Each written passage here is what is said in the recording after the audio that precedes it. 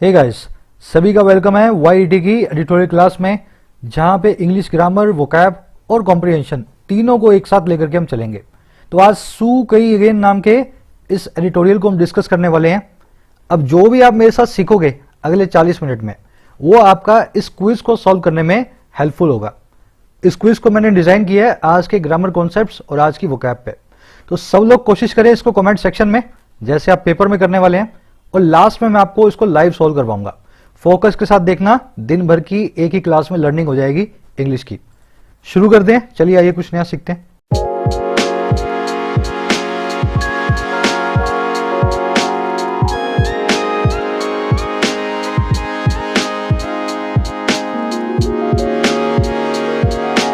कह रहे सू कई अगेन। अब ये सू कई एक लीडर है बर्मा की, है ना, इनको नोबेल पीस प्राइज भी मिला हुआ है। तो इनको कह रहा है फिर से एक बार इनकी वापसी हुई है बर्मा की म्यांमार की राजनीति में। कह रहा ऑन म्यांमार पोल्स, म्यांमार के इलेक्शंस की बात हम कर रहे हैं। चलो देखते हैं आगे क्या कहना चाह रहा है, इसके टाइटल पैराग्राफ से हमें मालूम चलेगा। कह रहा with her mandate she must be more assertive against the military in Myanmar's transition. कह रहा है अपने मैंडेट में, अपने खुद के जनादेश में। मैंडेट क्या होता है? पब्लिक की कमांड। जब पब्लिक आपको वोट डालती है ना, आपको कमांड देती है कि हमने आपको वोट दिया है, अब हमारी सेवा करो आप, है ना। तो वो पब्लिक का मैंडेट है, पब्लिक की इच्छा है, जनादेश है। तो कह रहा है अपने मैंडेट में जो उसको मिला है सू कई को, कह रहा है उसको मस्ट बी होना ही चाहिए, जरूर ही होना चाहिए। और क्या होना चाहिए? और ज्यादा असर्टिव और ज्यादा एग्रेसिव। अच्छा, किसके खिलाफ? मिलिट्री के खिलाफ। और कहां पे? म्यांमार के ट्रांजिशन में, म्यांमार में जो बड़े बदलाव आ रहे हैं उसके अंदर। तो म्यांमार के अंदर अभी मिलिट्री से डेमोक्रेसी जो है वहां पे एस्टेब्लिश करने का काम हो रहा है धीरे धीरे। तो कह रहा है उस ट्रांजिशन के अंदर है ना, अपने नए मैंडेट के साथ इसको और असर्टिव और ज्यादा एग्रेसिव होना चाहिए। समझ गए सेंटेंस को? अभी देखो इसकी स्टोरी है पूरी, है ना। ये पहले भी वोट जीती थी, इलेक्शन जीती थी, पर ये कुछ कर नहीं पाई मिलिट्री के खिलाफ। इस बार भी जीती हैं और बहुत कुछ करने का इनके पास बाकी है। तो उसी के ऊपर ये एडिटोरियल पूरा का पूरा बेस्ड है। बहुत इंटरेस्टिंग है। वर्ड्स देख लो। देखो, मैंडेट का मतलब होता है पब्लिक कमांड, है ना, जनादेश। असर्टिव एक एडजेक्टिव है, इसका मतलब होता है एग्रेसिव। शी आपका सब्जेक्ट है एक्वा ब्लू कलर में, मस्ट भी आपकी वर्ब है पिंक कलर में। सब्जेक्ट और वर्ब आपको पूरे एडिटोरियल में मार्क किया हुआ मिलेगा। इससे आपकी अंडरस्टैंडिंग डेवलप होती है। सब्जेक्ट वर्ब को आप फॉलो करना शुरू करें, हर सेंटेंस में ढूंढने की कोशिश करें, ठीक है ना। तो इससे आप हेल्प लेंगे सब्जेक्ट वर्ब से। अच्छा, अब मैं आपको एक समरी दे देता हूं। समरी ये है, हमारा एक पड़ोसी देश है म्यांमार, वहां पे आर्मी ने राज किया है बहुत साल, है ना। आर्मी के राज से डेमोक्रेसी को स्टैब्लिश करने के लिए एंग सू कई नाम की एक लेडी ने बहुत बड़ा वहां पे आंदोलन किया। इसके लिए इनको बहुत साल तक जेल में भी रहना पड़ा, नजरबंद, है ना, होकर के। एट लास्ट इन्होंने वहां पे डेमोक्रेसी को स्टैब्लिश करवाया एंग सू कई ने। जैसे ही इन्होंने स्टैब्लिश करवाया, इनको नोबेल पीस प्राइज भी मिला। लेकिन इनको क्या पता लगा कि डेमोक्रेसी वहां पे म्यांमार में फुल्ली आ ही नहीं सकती है, क्योंकि मिलिट्री ने एक ऐसा कॉन्स्टिट्यूशन बना रखा है जिसमें मिलिट्री के पास हमेशा जो ना सरकार की ताकतें उसके हाथ में रहेगी। अब देखो, ये पहली बार जीती लेकिन कुछ कर नहीं पाई, ज्यादा बदलाव नहीं आए। इस बार ये फिर से एक बहुत बड़ी विक्ट्री को वहां पे इन्होंने लिया है इलेक्शंस के अंदर। तो अपना एडिटोरियल क्या कह रहा है इस बार इनसे बहुत सारी होप्स हैं। दूसरी सरकार जो इन्होंने बनाई है ना, उसमें आर्मी के खिलाफ कुछ बड़े और कड़े कदम उठाएंगी, ताकि देश को इस मिलिट्री से, मिलिट्री की तानाशाही से छुटकारा मिल सके। तो होप दिखा रहा है। आज की टोन्स हो गई पहली कंग्रेचुलेटरी, कंग्रेचुलेट कर रहा है इनको इनकी विक्ट्री पे। दूसरा हो गई सजेस्टिंग या एडवाइजिंग, एडवाइस भी कर रहा है उनको कि आपको क्या करना चाहिए, है ना, आगे। तो ये दोनों आज इसकी टोन्स हैं। शुरू करेंगे वीडियो को, बट उससे पहले जो लोग अभी अभी चैनल पे आए हैं और अपनी जर्नी को शुरू कर रहे हैं, कुछ भी समझ में नहीं आता इंग्लिश में, उनको इस एडिटोरियल से भी पहले एक ग्रामर प्लेलिस्ट है, उसको फॉलो करना है। ये प्लेलिस्ट आपको मिलेगी चैनल के होम पेज पे। आप होम पेज पे जाएं और देखो, complete English grammar for all competitive exams by YET. इस पूरी प्लेलिस्ट को आप देख डालें, फोकस के साथ देखें, नोट्स बनाएं। अगर आपने फोकस से देखा तो आपके जो 30 में से 2 मार्क्स आते हैं, 3 मार्क्स आते हैं ना, अचानक से वो 2, 3 से 13 या 15 हो जाएंगे। पूरे भरोसे के साथ बता रहा हूं, ऐसे ही डिजाइंड है, ठीक है ना। फ्री ऑफ कॉस्ट है, इसको देख करके अपनी जर्नी को शुरू करें। इसके बिल्कुल बाद में प्रीमियम कंटेंट की 2 प्लेलिस्ट हैं, एक एसएससी की और एक बैंक्स की। इसमें sentence, error correction, cloze test, PQRS, है ना, अरेंजमेंट, आरसी, ये सब टाइप के मैं क्वेश्चन आपको लॉजिक के साथ करवाता हूं।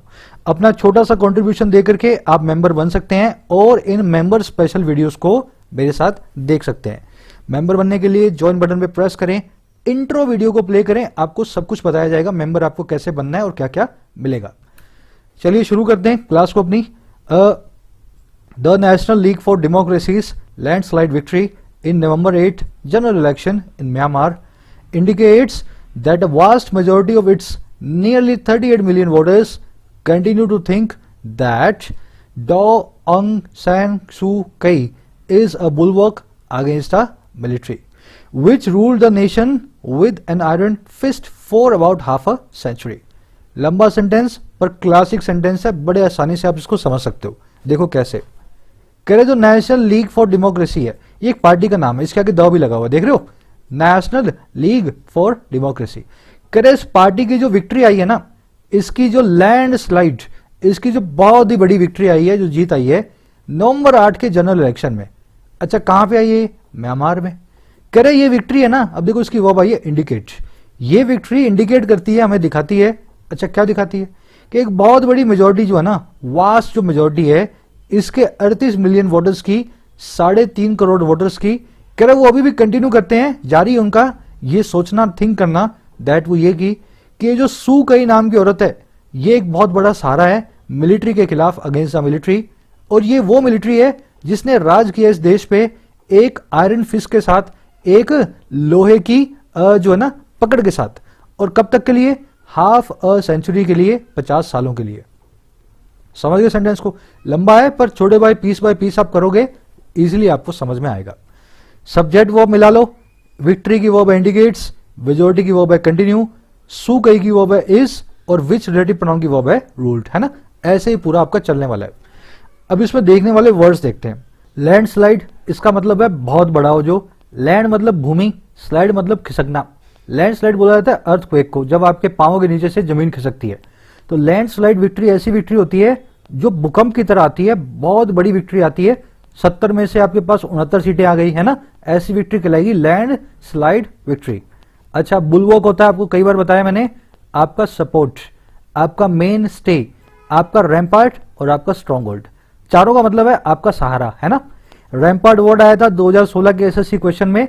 रैम्पार्ट का वैसे लिटरल मतलब होता है किले के चारों तरफ की दीवार, है ना, जो किले को सपोर्ट करती है, फोर्ट को सुरक्षित रखती है, प्रोटेक्ट करती है ना। तो रैम्पार्ट वही होता है, आपका सपोर्ट ही होता है।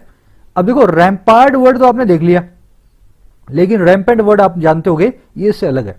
रैम्पार्ट का मतलब है किले के चारों तरफ की दीवार, जो किले को हमला होने से प्रोटेक्ट करेगी। रैम्पेंट का मतलब होता है वैसी चीज जो बड़ी अंधाधुंध हो रही हो, जैसे रैम्पेंट करप्शन। रैम्पेंट करप्शन वो करप्शन होगा जो अंधाधुंध हो रहा हो, है ना, बेशर्मी से हो रहा हो, खुलेआम हो रहा हो, अंधाधुंध हो रहा हो, जिसको आप कंट्रोल ना कर पाए। तो रैम्पार्ट और रैम्पेंट दो अलग अलग वर्ड्स हैं। चलो आगे बढ़ते हैं।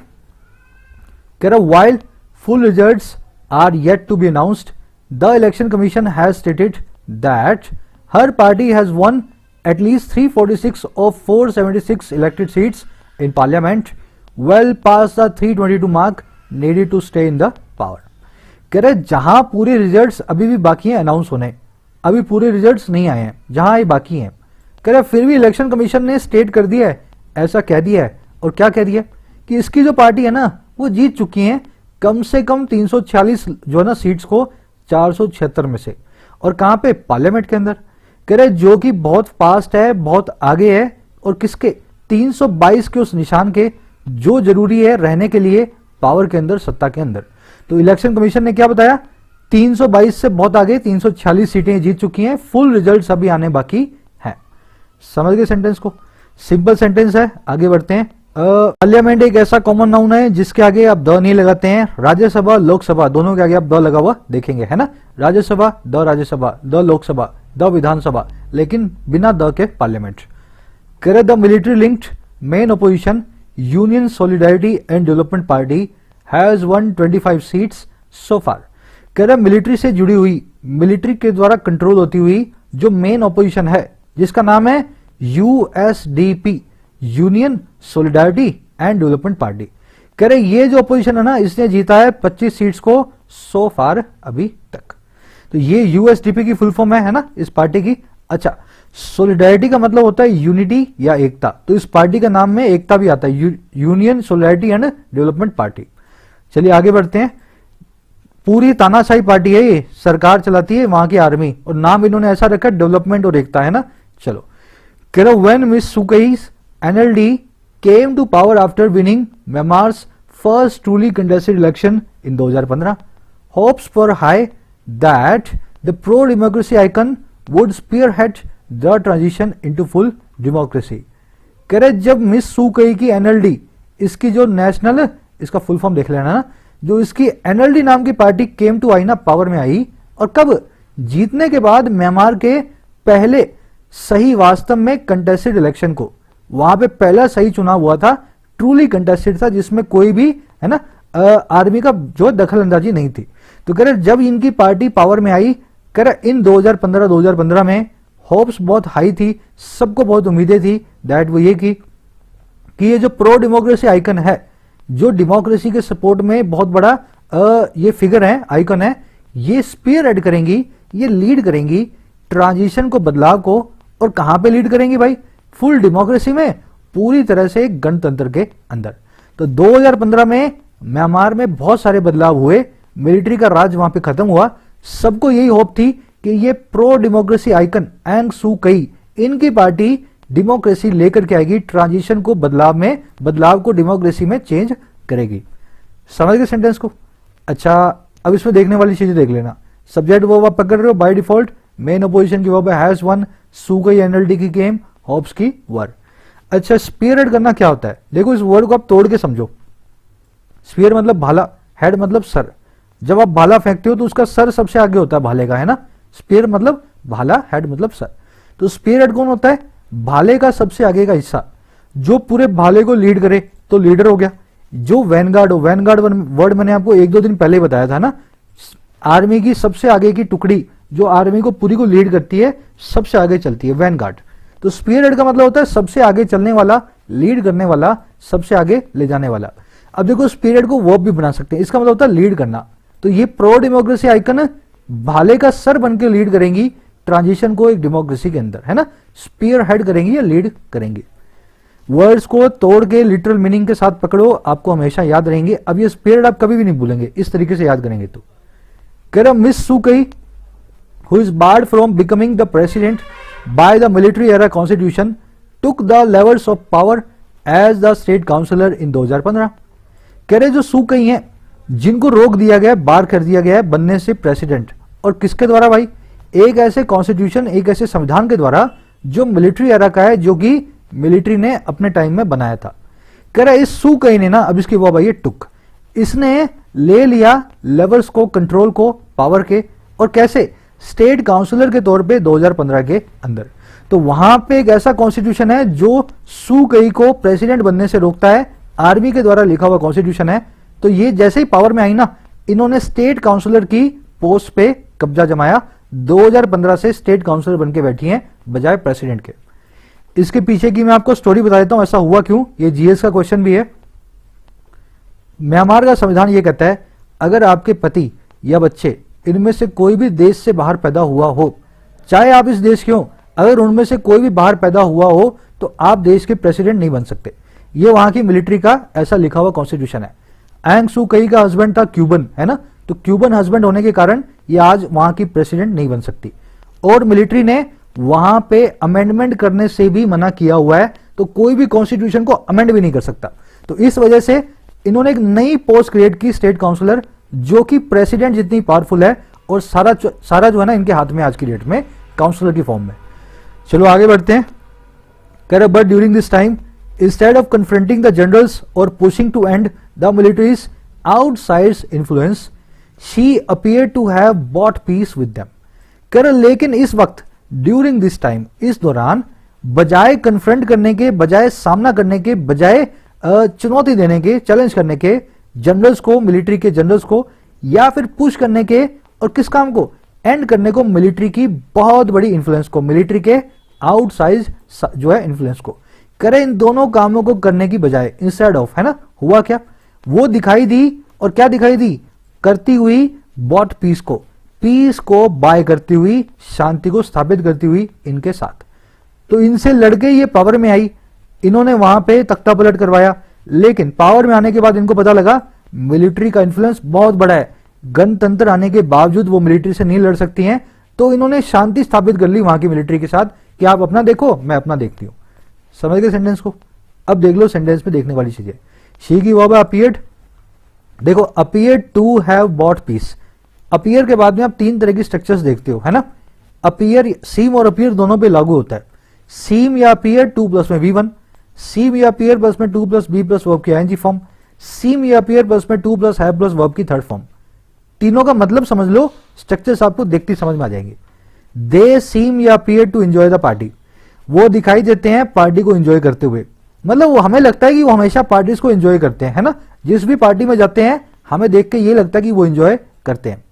दे सीम या अपीयर टू बी एंजॉइंग, देखो टू तक तो ठीक है, इसके बाद में बी एंजॉइंग, वर्ब की आईएनजी फॉर्म, इसके बीच में बी नाम की स्टेप नहीं, है ना।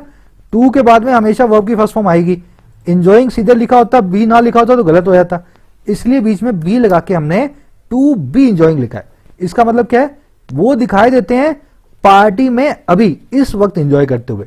आपके सामने है वो, है ना, पार्टी के अंदर नाच रहे हैं, खा रहे हैं, पी रहे हैं, तो आपने देख करके बोला they seem to be enjoying या they appear to be enjoying the party. Continuous tense में काम हो रहा है। तीसरा देखो, दे सीम या appear to have enjoyed the party. अगले दिन वो आप उनसे मिले, है ना, उनके चेहरे पे मुस्कान थी, उन्होंने बताया हमने पार्टी में बहुत एंजॉय किया। अब देखो वो आप क्या कह रहे हो, वो दिखाई देते हैं कि बहुत एंजॉय कर चुके हैं पार्टी में। तो हैव प्लस में V3, यहां पे आपने परफेक्ट इंफिनिटिव का यूज किया है। तो ये तीन टाइप ऑफ इंफिनिटिव होते हैं, सीम या अपीयर के बाद आते हैं। पहला तो नॉर्मल इंफिनिटिव, दूसरा कंटिन्यूअस इंफिनिटिव, तीसरा परफेक्ट इंफिनिटिव। वैसे तो इंफिनिटिव की क्लास में कवर हो जाएगा ये, पर मैं पहले से आपका बेस बना रहा हूं, आपको मालूम होना चाहिए, है ना। इसमें एरर ये बनती है कि सीम अपीयर टू के बाद में वर्ब की फर्स्ट फॉर्म आनी चाहिए। ये एंजॉय तो ठीक है, लेकिन यहां पे बी को निकाल दूं तो गलत हो जाएगा। आपको पता है वर्ब के आईएनजी फॉर्म से पहले अगर टू के बाद में लगाना है तो स्टेपनी लगेगी, जो कि होती है बी, ठीक है ना। और वैसे सीम अपीयर टू हैव एंजॉयड, तो यहां पे हैव के बाद में V3 आएगी, हैव वर्ब की फर्स्ट फॉर्म है। यहां पे मैं एंजॉय लिख दूं, हैव एंजॉय, तो भी गलत हो जाएगा, ठीक है ना। तो ये इसमें एरर्स बनती है इन स्ट्रक्चर्स के अंदर। चलो आगे बढ़ते हैं। बाय पीस करना मतलब स्थापित करना शांति को। कह रहा her public defence of the generals handling of the operations in Rakhine state that led to the exodus of at least 740,000 Rohingya Muslims dented her image as a pro-democracy fighter and raised questions about her commitment to the country's transition। कह रहा उसका जो public defence है, publicly उसका जो बचाव है ना, और किसका, जनरल्स का, जनरल्स की हैंडलिंग का। और किसकी हैंडलिंग कर रहे हैं, ऑपरेशंस की रखाइन स्टेट में। अच्छा क्या ऑपरेशंस थे जो लीड कर गए, जो हमें आगे ले गए एक्सोडस तक, मास माइग्रेशन तक। एक्सोडस मतलब हजारों लाखों की संख्या में किसी जगह से भागना, तो मास स्केल पे भागने पे। और किसके, कम से कम 7,40,000 रोहिंग्या मुस्लिम्स के। कह रहे ये जो पब्लिक डिफेंस है ना, इसने डेंट कर दिया उसकी इमेज को, इसने धब्बा लगा दिया, चोट मार दी उसकी इमेज पे। और कैसी इमेज थी, एक प्रो डेमोक्रेसी फाइटर की, डेमोक्रेसी के लिए एक योद्धा की, है ना। और इसी पब्लिक डिफेंस ने रेज भी कर दिया सवालों को जो उसे कमिटमेंट को लेकर के थे, कंट्री के ट्रांजिशन को लेकर के, कंट्री में आने वाले बदलावों को लेकर के। पहले तो जनरल से खूब लड़ी हैं, लेकिन पावर में आने के बाद जनरल्स ने रखाइन के अंदर रोहिंग्या मुस्लिम से बहुत सारे इन्होंने अत्याचार किए, उनको भगाया। तब ये दिखी जनरल्स को डिफेंड करती हुई, जनरल के खिलाफ इन्होंने कोई आवाज जो है रेज नहीं की। तो इससे इनकी इमेज भी डेंट हुई और कई सवाल भी इनके इरादों पे खड़े हुए। चलिए आगे बढ़ते हैं। वर्ड देखने वाला एक्सोडस। एक्सोडस का मतलब होता है मास माइग्रेशन। हजारों लाखों करोड़ों में जब कोई जानवर या कोई इंसान किसी जगह को छोड़ के भागते हैं तो वो एक्सोडस करते हैं उस जगह से, समझ गए ना। तो एक्सोडस वर्ड को नोट करें, मास माइग्रेशन। चलिए आगे बढ़ते हैं। करे those who support Miss Suu Kyi say her critics outside the country do not understand the complexities of the Myanmar's power dynamics. कह रहे वो लोग जो कि सपोर्ट करते हैं सू कई को, जो कि पूरी तरीके से पीछे हैं सू कई के, कह रहे वो लोग दोज ऐसा कहते हैं इससे कि उसके क्रिटिक्स जो हैं, उसके जो आलोचक हैं सू कई के, और कहां पे, देश के बाहर, आउटसाइड द कंट्री, वो नहीं समझ सकते, नहीं अंडरस्टैंड करते उन कॉम्प्लेक्सिटीज को, उन पेचीदगियों को जो है म्यांमार में पावर की डायनेमिक्स में, सत्ता के जो है डायनेमिक्स के अंदर। डायनेमिक होता है एनवायरमेंट, है ना, कैसे कोई चीज आगे जा रही है, पीछे आ रही है। तो पावर का डायनेमिक्स जो है ना, वो लोग बाहर वाले समझते नहीं है, और क्रिटिक्स यही कहते हैं कि आप इनको क्रिटिसाइज कर लो सुकई को, लेकिन आपको नहीं पता यहाँ पे पावर का इक्वेशन बहुत कॉम्प्लेक्स है, पेचीदा है व्यवहार में। वर्ड देखने वाला कॉम्प्लेक्सिटी आ गया, पेचीदगी, कॉम्प्लिकेशन बोल दो, इंट्रिकेसी बोल दो, है ना। किसी चीज में बहुत सारी जटिलताएं होती हैं, कॉम्प्लेक्सिटीज होती हैं। चलो आगे बढ़ते हैं, सिंपल सेंटेंस थे, है ना। कह रहा even though the military allowed free elections it made sure that it's interest were preserved. कह रहा यहां तक कि जबकि, इवन दो, यहां तक कि जबकि हमारी यहां की मिलिट्री ने अलाउ कर दिया फ्री इलेक्शंस को, कि सब लोग यहां पे चुनाव खड़े हो सकते हैं चुनाव में, है ना, प्रेसिडेंट बनने के लिए, जो है पीएम बनने के लिए। कह रहे इसने फिर भी मेक श्योर किया, इसने पूरा पक्का किया कि इसके जो इंटरेस्ट है, इस मिनिस्ट्री की, इस जो मिलिट्री की भलाई है, उसको प्रिजर्व किया गया, उसको पूरा बचा करके रखा गया। तो इन्होंने ऐसे इलेक्शंस करवाए हैं वहां पे कि उसके होने के बावजूद बड़ी बड़ी पोस्ट पे मिलिट्री को आज भी रिजर्वेशन मिला हुआ है। जैसे वहां पे डिफेंस सेक्टर है, फॉरेन पॉलिसी है, वो सबके सब मिलिट्री के लोग ही देखेंगे, चाहे आप इलेक्शन में कितनी भी सीट ले आओ। तो ऐसे वहां की मिलिट्री ने वहां पे नकेल कसी हुई है। प्रिजर्व करना होता है, बचा करके रखना, है ना। प्रिजर्व से एक वर्ड बनता है प्रिजर्वेबल, जिसको प्रिजर्व करने की जरूरत हो, और इसका सिनोनिम है पेरिशेबल। ऐसी चीज जिसको आपने संभाल के नहीं रखा तो वो या तो मर जाएगी या वो सड़ जाएगी। जैसे कोई भी ऐसी आइटम जिसको आप फ्रिज में ना रखो, जैसे दूध है, पनीर है, कोई भी डेयरी आइटम है, सब्जियां हैं, फ्रूट्स हैं, ये सब पेरिशेबल आइटम्स हैं, ठीक है ना। ये प्रिजर्वेबल आइटम्स भी हैं। अगर आपने इनको फ्रिज में नहीं रखा, प्रिजर्व नहीं किया, तो ये पेरिश हो जाएंगी, खत्म हो जाएंगी। तो ये दोनों वर्ड्स को साथ में रखना, preservable is equal to perishable. चलिए आगे बढ़ते हैं। A block of seats in parliament is reserved for soldiers which would prevent any amendment to the constitution. कह रहा है एक ब्लॉक, एक छोटा सा टुकड़ा सीट्स का पार्लियामेंट में, वो रिजर्व्ड है वहां के सोल्जर्स के लिए, वहां के सिपाहियों के लिए, जो कि प्रिवेंट करता है किसी भी अमेंडमेंट को कॉन्स्टिट्यूशन के अंदर, संविधान के अंदर। तो वहां के संविधान में आप कोई अमेंडमेंट, कोई सुधार नहीं ला सकते, क्योंकि जो सुधार लाने वाला जो सीट्स है ना, वहां पे वहां के सोल्जर्स को पहले से रिजर्वेशन मिला हुआ है। अब आगे बढ़ने से पहले एक ग्रामर कॉन्सेप्ट जो पीछे रह गया है ना, मैं उसको बताना भूल गया, मैं अभी आपको बता देता हूं ताकि क्विज के टाइम आप उसको सोल्व कर पाए। तो हमें पीछे जाना पड़ेगा। यहां पे हमने देखा था vast majority continue to think. अब एक काम करो आप, ये 4-5 आपके पास जो है ना सेंटेंसेस हैं, आपको मैंने चॉइस भी दी है, इज लगाना है, आर लगाना है, इज लगाना है, हैज लगाना है, हैव लगाना है। कोशिश करके मुझे बताओ इन स्पेशल नाउन्स के लिए आप कौन सा वर्ब है ना चूज करेंगे, सिंगुलर या प्लूरल। दो चॉइस है आपके पास, सब लोग कोशिश करेंगे। चलो अभी मैं आपको बता देता हूं रूल के साथ में ना। रूल हमारा ये कहता है मेरे भाई लोग, देखो कुछ ऐसे नाउन्स हैं जो सिंगुलर भी हो या प्लूरल भी हैं, मतलब ये सिंगुलर वर्ब भी लेते हैं और प्लूरल वर्ब भी लेते हैं। जैसे population, workforce, citizenry, public, community, man power. इनके मतलब बता देता हूं मैं। पॉपुलेशन मतलब आबादी, वर्कफोर्स मतलब काम करने वाले लोग, सिटीजनरी मतलब नागरिक, सब नागरिकों का समूह, है ना, group of the citizens. Public आप जानते हैं, कम्युनिटी मतलब समाज, और मैन पावर मतलब वर्क फोर्स का एक सिनोनिम है मैन पावर। इनके साथ में सिंगुलर और प्लूरल दोनों वर्ब्स आपको मिलेंगी, लेकिन आपको प्रिफर करनी है इनके साथ में हमेशा सिंगुलर वर्ब। प्लूरल बोलने में आती है, लिखने में भी आती है, पर अगर आप फॉर्मल राइटिंग कर रहे हैं, कोई एग्जाम दे रहे हैं, तो आप इनके साथ में हमेशा सिंगुलर वर्ब यूज करेंगे इन पांचों के साथ, ठीक है ना। अच्छा, कुछ ऐसी वर्ब्स हैं, ऐसे नाउन्स हैं जिनके साथ हमेशा प्लूरल वर्ब आएगी, जैसे पीपल और जेंट्री, ठीक है ना, इनके बाद में हमेशा प्लूरल वर्ब आएगी। और वैसे मेजॉरिटी और माइनॉरिटी, इनके बाद में सिंगुलर वर्ब भी आती है, लेकिन आप प्रेफर करेंगे इनके बाद में प्लूरल वर्ब्स। आप इसका स्क्रीनशॉट ले सकते हैं, इन सब के साथ में सिंगुलर और इन सब के साथ में प्लूरल। पीपल और जेंट्री के साथ में हमेशा प्लूरल, मेजॉरिटी माइनॉरिटी के साथ में सिंगुलर वर्ब आ सकती है, लेकिन आप प्रीफर करेंगे प्लूरल को, और इनके साथ में प्लूरल को प्रीफर ना करके आप प्रीफर करेंगे सिंगुलर को। इसमें याद करने वाला क्या है, मैं इनको याद कर रखा हूं, मैंने तो इनको याद किया हुआ है, पीपल, जेंट्री, मेजॉरिटी और माइनॉरिटी, इनके साथ में मैं प्लूरल लगाऊंगा। इसके बाद लोगों का कोई भी ग्रुप आए, पब्लिक आए, सिटीजनरी आए, वर्कफोर्स आए, पॉपुलेशन आए, मैं हमेशा इनके साथ में सिंगुलर वर्ब यूज करूंगा। तो ऐसे आप याद रखें। अब इसको सॉल्व करो। एडिक्वेट मैन पावर इज या आर। मैन पावर ना पीपल है, ना जो है मैन पावर जो है जेंट्री है, ना मेजोरिटी है, ना माइनॉरिटी है, मतलब ये सिंगुलर वाला है, तो इसके साथ में मैं हमेशा लगाऊंगा इस, ठीक है। Educate man power is not available in many industries. वैसे ही पब्लिक के साथ में हमेशा आर आता है, तो यहाँ पे इसको निकाल दो, आर लगा दो। कम्युनिटी के साथ में हमेशा इस लगाएंगे, आर को निकाल दो। पीपल के साथ में हमेशा आर लगाएंगे, तो इसको निकाल दो। मेजॉरिटी के साथ में हमेशा प्लूरल वर्ब यूज करेंगे, तो यहां से हैज को निकाल दो। इस तरीके से आपको इनको सॉल्व करना था। चलिए बढ़ते हैं अपने आगे, कंटिन्यू करेंगे।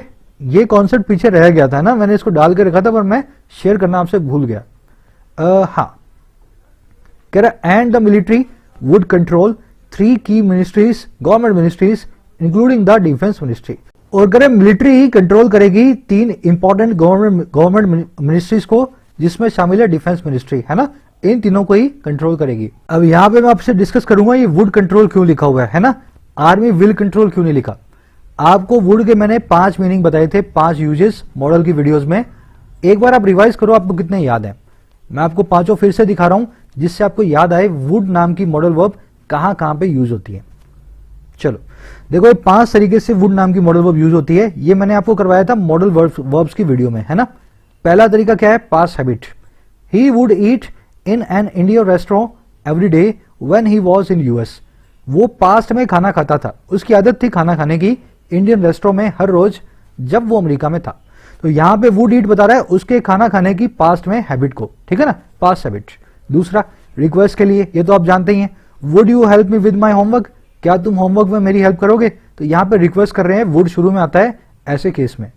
तीसरा, वुड होता है पास्ट विल या शेल का, जैसे एसएससी ने बोला भाई SSC declared that the CGL mains would be conducted soon. SSC ने बोला सीजीएल के मेंस बहुत जल्दी करवाए जाएंगे, तो डिक्लेयर्ड पास्ट में हो रहा है ना, तो यहां पे विल आना चाहिए था। एसएससी ने तो विल ही लगाया था, लेकिन पास्ट में हो गया ना ये बात सारी की सारी, तो विल को बना देंगे वुड, है ना। एसएससी ने बोला था CGL mains will be conducted, लेकिन डिक्लेयर लगने के कारण, पास्ट में इस काम के होने के कारण अब वो विल का हो गया है वुड, है ना। तो तीसरा काम होता है विल या शेल का पास्ट बनना। चौथा बताता है वीक फ्यूचर को, I would go to the party, मैं पार्टी में जाऊंगा। यहां पे विल लगाने का मतलब होगा मैं जरूर जाऊंगा, और यहां पे वुड लगाने का मतलब है मेरा इंटेंशन है जाने का, पक्का नहीं है, वीक है, वीक सा प्लान है मेरा जाने का। यही यहां पे यूज हुआ है। मिलिट्री वुड कंट्रोल, मिलिट्री हमेशा कंट्रोल नहीं करेगी, लेकिन आज की संभावनाएं ऐसी हैं कि मिलिट्री कंट्रोल करेगी तीनों ग्रेट मिनिस्ट्रीज को, की मिनिस्ट्रीज को। तो ये वाला यूज इसने यहां पे वीक फ्यूचर को लिया हुआ है। लास्ट में स्ट्रॉन्ग इंटेंशन होती है, ये तब होता है जब आई विश शुरू में आ रहा हो, है ना। I wish, I pray, I want. तो I wish India would win the match tonight, मेरी इच्छा ये है कि आज इंडिया मैच जीत जाए। तो ये स्ट्रॉन्ग इंटेंशन को बताता है जब आई विश, आई वॉन्ट या आई प्रे के बाद में आप वुड को यूज करते हैं। चलिए आगे बढ़ते हैं। अगर आप इन चीजों को समझने के बाद भी याद नहीं रख रहे हो, तो मतलब वीडियोस देखने के बाद आप उसके नोट्स को फिर से नहीं देख रहे हो। 1-2 बार रिवाइज कर लो पूरी ग्रामर सीरीज को, सारे कॉन्सेप्ट आपके दिमाग में बैठ जाएंगे। चलो आगे बढ़ते हैं। कह रहा more importantly the military continued its campaigns against the country's ethnic minority rebel groups despite her promise to reach out to them. कह रहा उससे भी इंपॉर्टेंट बात यह कि मिलिट्री ने जारी रखा है अपने सारे अभियानों को वहां की कंट्री के एथनिक माइनॉरिटी रिबेल ग्रुप्स के सामने। बात कर रहा है रोहिंग्या मुस्लिम्स की। ये वहां की एक एथनिसिटी है, वहां की एक नस्ल है, माइनॉरिटी के अंदर है, लद्दाख भी है, रिबेल भी है और एक ग्रुप भी है। तो कह रहा है वहां की मिलिट्री ने आज भी जारी रखा है अपने सारे कदमों को इनके जो है रोहिंग्या मुस्लिम के खिलाफ, बावजूद उसके प्रॉमिस के कि ये रीच आउट टू देम करेगी, ये उनके पास जाके उनको अप्रोच करेगी। तो इसने बोला था मैं उनको परेशान नहीं होने दूंगी, रीच आउट टू करूंगी, लेकिन मिलिट्री ने आज भी उनको परेशान करना जारी रखा है। ये रिबेल ग्रुप भी हैं, बहुत लोग जानते नहीं है, रोहिंग्याज वहां पे बहुत सारी रिबेलियस एक्टिविटीज भी करते हैं। तो मिलिट्री का ये कहना है कि ये लोग टेररिज्म फैला रहे हैं, और रोहिंग्याज का ये कहना है कि मिलिट्री हमें परेशान कर रही है। रीच आउट टू देख लेना, अप्रोच करना। डिस्पाइट का मतलब होता है बावजूद, इसकी जगह पे इन स्पाइट ऑफ भी लिख सकते हैं और नॉट विद स्टैंडिंग भी लिख सकते हैं, दोनों का मतलब होता है बावजूद, है ना। चलो कह रहा all these suggest that the power struggle between the popular civilian leadership and the powerful military establishment is an on going reality despite the elections. कह रहा ये सब चीजें सजेस्ट करती हैं, सब चीजें एक ही चीज की तरफ इशारा करती हैं कि जो पावर की स्ट्रगल है, जो ताकत की रस्साकशी है वहां की पॉपुलर सिविलियन लीडरशिप के बीच और वहां की पावरफुल मिलिट्री के बीच, है ना, वहां की सरकार और वहां की फौज के बीच। कह रहे ये जो दोनों चीजों के बीच में पावर स्ट्रगल है ना, वो एक ऑन गोइंग रियलिटी है, वो एक ऐसी हकीकत है जो आज भी जारी है, बावजूद इन इलेक्शंस के, बावजूद वहां के चुनावों के। तो सब चीजें हमें यही बताती हैं, कितने भी चुनाव वहां हो जाएं, फिर भी वहां पर रस्साकशी सरकार और मिलिट्री के बीच में जारी रहने वाली है। कह रहे while Miss Su Kyi avoided confronting the generals, she remained a force between the military and the people। कह रहे जहां सू कई जो है ना, इसने अवॉइड किया कि जनरल्स को ये कन्फ्रंट करे, मिलिट्री के जनरल्स के सामने आकर के उनको चुनौती दे, चैलेंज करे या अपोज करे। तो कह रहे जहां इसने इस चीज को अवॉइड किया है, वहीं पे वो बनी हुई है एक फोर्स, एक ताकत, वहां की मिलिट्री और वहां के पीपल के बीच। तो मिलिट्री से लड़ती नहीं है जाकर के, लेकिन लोगों की रक्षा जरूर करती है, प्रोटेक्ट करती है मिलिट्री से, कोशिश करती है दोनों के बीच में एक फोर्स बन के जो है ना, दोनों को अलग अलग रखने का काम करती है। समझ गए सेंटेंस को? सिंपल सेंटेंस है। सू कई की 2 वर्ब्स हैं, एक ही वर्ब है, पहली अवॉइड, दूसरी है शी की रिमेंट। वर्ड देखने वाला कन्फ्रंटिंग, कन्फ्रंट का मतलब होता है अपोज करना, फेस करना, चैलेंज करना, चुनौती देना। अब यहां पे एक छोटा सा ग्रामर कॉन्सेप्ट देखो, इस पर हम अलग से वीडियो कर चुके हैं, 5-7 मिनट की है। मैं आपको सजेस्ट करूंगा इस वीडियो को आप यहां से देखें, है ना। आपको मैंने 5 कैटेगरी ऑफ वर्ब्स बताई हैं, उनमें फर्स्ट कैटेगरी ऑफ वर्ब कहती है मेरे बाद में अगर जब भी दूसरी वर्ब आएगी तो वो वर्ब की आईएनजी फॉर्म होगी, है ना। तो ये अवॉइड जो है ना, ये फर्स्ट कैटेगरी वर्ब्स में से एक है। आप देख सकते हो मैंने फर्स्ट कैटेगरी वर्ब्स को यहां पे लिख भी दिया है। ये सारी की सारी फर्स्ट कैटेगरी वर्ब्स हैं। इनमें से कुछ सेकंड कैटेगरी भी हैं जिनके बाद में टू इन्फिनेटिव भी आता है। मैं आपको ये सजेस्ट करूंगा आप उस वीडियो को फिर से एक बार देख लें, अगर आपने नहीं देखा तो जरूर ही देखें, यहां डाल रहा हूं। अवॉइड नाम की वर्ब के बाद टू कन्फ्रंट नहीं आ सकता था, क्योंकि ये फर्स्ट कैटेगरी की वर्ब है। इन सभी वर्ब्स की तरह इसके बाद में आएगी वर्ब तो वर्ब की आईएनजी फॉर्म ही आएगी। तो सू कई अवॉइडेड टू कन्फ्रंट नहीं हो सकता, इसलिए हमने लिखा सू कई अवॉइडेड कन्फ्रंटिंग। चलिए आगे बढ़ते हैं। वीडियो मैंने डाल दी है, 5 कैटेगरी की वर्ब्स को आप देख लें, ये सिर्फ फर्स्ट कैटेगरी वर्ब है। कह रहा है हाँ, in a country where the memories of the military dictatorship are still fresh, it is unsurprising that Miss Suu Kyi, who built her moral and political capital in the long fight against junta, remains the most popular leader। कह रहा है एक ऐसे देश में, इन a country, जहां पे जो यादें हैं मिलिट्री की तानाशाही की, वो आज भी फ्रेश हैं। लोग अभी भी जानते हैं, भूले नहीं है मिलिट्री कितनी तानाशाही है वहां की। कह रहे ये बहुत अनसरप्राइजिंग बात है, ये बात बिल्कुल भी हैरान करने वाली नहीं है कि जो सू कई है, जिसने बनाया अपना मोरल और पॉलिटिकल कैपिटल, जिसकी सारी नैतिक और सियासी पूंजी है, बनी है एक लंबी फाइट में जुनता के खिलाफ, है ना। सू कई को पहचान वहां की मिलिट्री के खिलाफ फाइट से ही मिली है। कह रहे ये आज भी रिमेन्स है, बनी हुई है सबसे पॉपुलर लीडर, सबसे ज्यादा लोकप्रिय नेता। तो एक ऐसी देश जहां पे सब लोग मिलिट्री से नफरत करते हैं, वहां पे इसका मोस्ट पॉपुलर लीडर बनना लाजमी है सू कई का। मॉरल एंड पॉलिटिकल कैपिटल आप जानते हैं, आपकी पूंजी जो आपकी नैतिक और सियासी है ना, आपकी लेगेसी आपकी मॉरल और पॉलिटिकल कैपिटल है। चलो आगे बढ़ते हैं। कह रहे हैं हाँ, but when she begins her second term with another decisive victory, she would face tough questions again. कह रहे लेकिन जब वो शुरू करेगी ना अपनी दूसरी टर्म को, और कैसे, दूसरी डिसाइसिव विक्ट्री के साथ, दूसरी बहुत ही बड़ी निर्णायक विक्ट्री के साथ, वो फेस करने वाली है बहुत ही टफ क्वेश्चंस को, कड़े सवालों को फिर एक बार।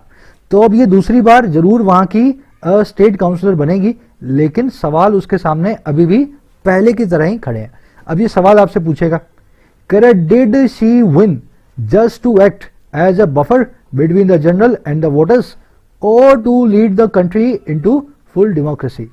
क्या वो जीती हैं सिर्फ एक्ट करने के लिए एक सेफ्टी जोन वहां की जनरल, वहां की आर्मी और वहां के वोटर के बीच में? क्या वो सिर्फ बीच में एक मीडिएटर का काम करेगी, बफर का काम करेगी, या फिर वो लीड करेगी पूरे देश को डेमोक्रेसी के अंदर, पूरी तरह से गणतंत्र के अंदर? आज की डेट में बफर का काम कर रही है। मिलिट्री अगर कोई अत्याचार करती है तो जनता के सामने आकर खड़ी हो जाती है, मिलिट्री को, जनता को बफर बना के रखती है, दोनों के बीच में सेफ्टी जोन, है ना। बफर आप जानते होंगे 2 कंट्रीज के बीच का जोन होता है, जहां पे ना इधर का आदमी आएगा ना उधर का आदमी आएगा, सेफ्टी जोन होता है। तो आज ये सेफ्टी जोन का काम कर रही है। क्या ये यही करती रहेंगी या डेमोक्रेसी में कंट्री को लेकर के जाएंगी? सवाल है डिड से शुरू हो रहा है, इन्वर्जन हुआ हुआ, लास्ट में क्वेश्चन मार्क है। कह रहा है as the elected ruler she will also have to address allegations of genocide and walk her talk of making peace with the ethnic minority group. कह रहा है इलेक्टेड रूलर के तौर पे, चुनिंदा नेता के तौर पे, चुने हुए नेता के तौर पे अब उसको करना पड़ेगा फ्यूचर में, she will have to, future में उसका करना है, मजबूरी है। और क्या करना? एड्रेस करना एलिगेशंस को, संबोधित करना उन सारे आरोपों को जो है नरसंहार के, जिनोसाइड के। और इसको वॉक हर वॉक करना पड़ेगा या वॉक हर टॉक करना पड़ेगा। कल ही बताया था मैंने आपको, अपने वादों पे खरा उतरना।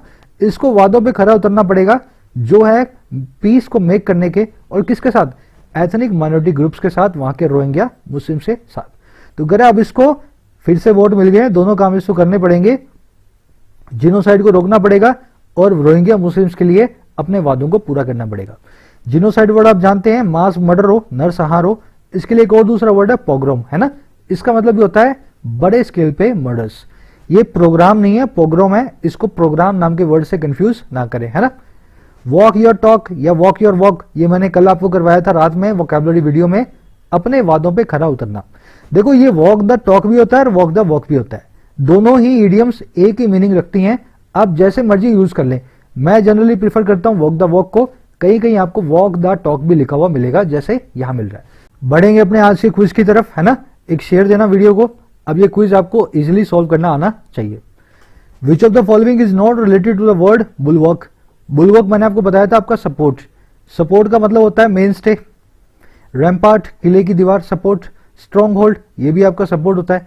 एक्सोडस होता है मास स्केल पे माइग्रेशन, हजारों लाखों की संख्या में किसी जगह को छोड़ के जाना। तो एक्सोडस जो है ना, इसका कोई रिलेशन नहीं है बुलवॉक नाम के वर्ड से। तो बी आपका आंसर हो गया, राइट ना। चलो अब कर लेते हैं अपने फर्स्ट वाले को। The results of the latest exit polls seem dash that the minority dash to consider dash for radical changes. तीन तीन इसमें अपन ने ब्लैंक डाले हैं। अब मुझे बताओ सीम के बाद में क्या आ सकता है? 2 प्लस में V1 आ सकता है, बिल्कुल आ सकता है। 2 प्लस में B प्लस वर्ब की आईएनजी फॉर्म आ सकती है, बिल्कुल आ सकता है। 2 प्लस में B प्लस वर्ब की आईएनजी फॉर्म यहां भी, और 2 प्लस में हैव प्लस वर्ब की थर्ड फॉर्म। लेकिन ये तो वर्ब की फर्स्ट फॉर्म है, समझ गए मेरी बात को। टू हैव शॉन होता ना, शॉन, तो मैं इसको मान लेता। तो ये सी तो आपका आंसर बिल्कुल भी नहीं है। अब देखो माइनॉरिटी, इसके लिए अपीयर्स भी आया है और अपीयर भी आया है। मैंने आपको बताया था माइनॉरिटी के साथ में आप हमेशा प्लूरल वर्ब्स को यूज करें। तो अपीयर्स तो आ नहीं सकता, ये भी नहीं आ सकता, आएगा सिर्फ सिर्फ अपीयर। तीसरा, अब देखो एक ही आ रहा है, टू बी शोइंग और अपीयर सिर्फ यही आ रहा है, तो ए आपका आंसर है। तो कंसीडर के बाद में वर्ब की आईएनजी फॉर्म आनी थी, ये हमने यहाँ पे वोटिंग को रिप्लेस कर दिया, समझ गए ना। यहाँ पे टू बी शोइंग फर्स्ट वाले में, माइनॉरिटी के लिए सिंगुलर प्लूरल वर्ब अपीयर, और कंसीडर के बाद में जीरेंट वर्ब की ING form. A is your answer, इसको मार्क कर दें। अब सेकंड देख लो।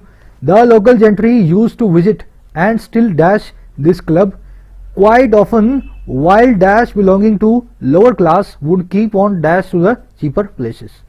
देखो लोकल जेंट्री है ना, वो यूज टू, वो करती थी इस काम को, और क्या करने का काम था? विजिट करने का। और आज भी स्टिल अभी भी विजिट करती है। देखो जेंट्री के लिए जो वर्ड आता है वो आता है हमेशा प्लूरल वर्ब। अगर जेंट्री के लिए मुझे विजिट नाम की वर्ब लगानी है तो मैं ये नहीं लगाऊंगा, ये नहीं लगाऊंगा, सॉरी यही तीनों लगाऊंगा, विजिट्स नहीं लगाऊंगा, समझ गए ना। तो या तो सी आपका आंसर है, या डी आपका आंसर है, या बी आपका आंसर है। चलो अब अपने इन तीनों में से देखते हैं कौन सा लगेगा सेकंड वाले में। While dash belonging to lower class, मैंने आपको बताया देम, दे और दोज, इन तीनों में से जब जब आपके पास एडजेक्टिव क्लोज बाद में पड़ा हो आप यूज करते हैं दोज को। While those belonging to lower class, समझ रहे हो मेरी बात को।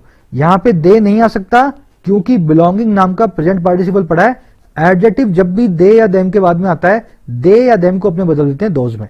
तो यहां पे मैं यूज करने वाला हूं दोज को, तो दोज यहां पे और डी में है, तो बी आपका आंसर नहीं है।